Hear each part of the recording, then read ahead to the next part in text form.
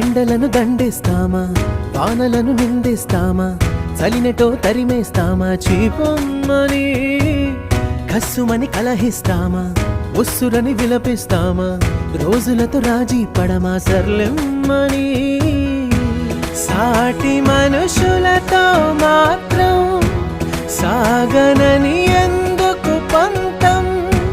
పూటకొక పేచి పడుతూ ఏం సాధిస్తామంటే ఏం చెబుతాం, ఎక్కిళ్ళే పెట్టి ఏడుస్తుంటే కష్టం పోతుందా కదా, మరెందుకు గోలా, అయ్యయ్యో పాపం అంటే ఏదో లాభం వస్తుందా, వృధా ప్రయాస పడాలి.